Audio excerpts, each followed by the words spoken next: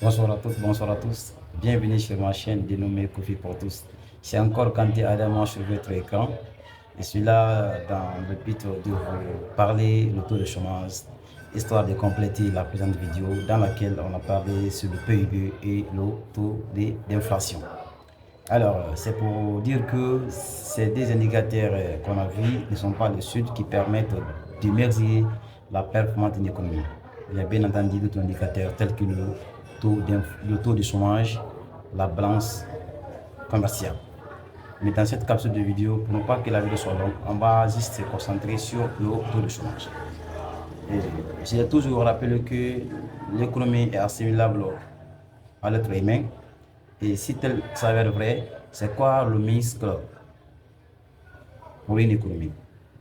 Parce que le corps humain a bien entendu un muscle. Dans le cadre d'une économie, qu'est-ce qui est muscle? Je vais vous rappeler que le muscle, c'est la main-d'œuvre. Cette main-d'œuvre-là fait allusion aux individus, bref, à la population d'une économie. Et la population, c'est ce qui donne la force à une économie, ce qui instigue la croissance d'une économie. Ça veut dire qu'à un moment donné, lorsque cette main-d'œuvre est faible, l'économie va se redresser, elle ne va pas s'élargir. À présent, je rentre dans le vif du sujet. Le taux de chômage ici, c'est un indicateur clé significatif qui permet aussi d'évaluer la performance d'une économie. Pour que vous ayez une compréhension claire et très lucide sur le terme taux de chômage, il conviendra pour moi de décomposer ce groupe de mots en deux mots. C'est-à-dire, dans un premier temps, je vais d'abord vous définir le chômage, et dans un deuxième temps, je vais d'abord vous parler de ce que c'est que le taux de chômage. Comme vous le savez tous, le chômage ici, c'est une notion très complexe, une notion qui a fait couler beaucoup de salive entre les différents partisans de l'économie. Et je ne vais pas rentrer trop dans ces théories-là, sinon il y a des courants qui s'y sont opposés, et il y a d'autres qui qualifient le chômage volontaire, il y a d'autres qui qualifient le chômage involontaire.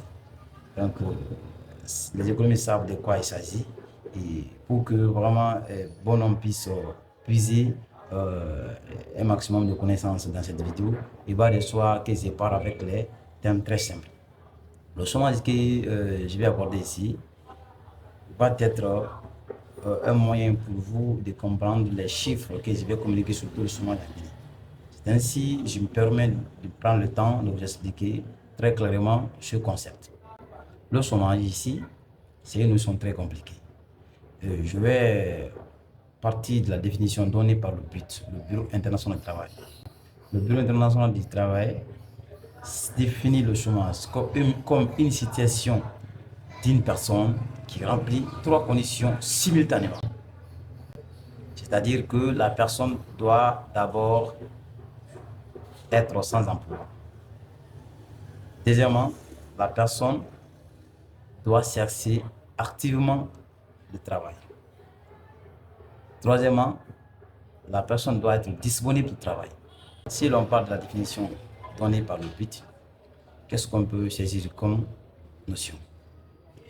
C'est-à-dire être sans emploi, ça veut dire quoi? Ne pas avoir travaillé.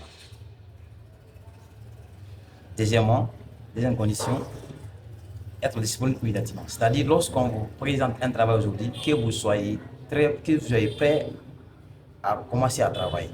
À partir du moment où on t'informe. Troisièmement, il faut chercher le travail activement. Cela voudrait dire quoi? Il faut faire la recherche du travail pendant 4 semaines consécutives, soit un mois. Lorsque ces trois conditions-là sont respectées, vous êtes qualifié d'un chômeur. Lorsque ces conditions-là sont respectées, on va parler alors du chômage.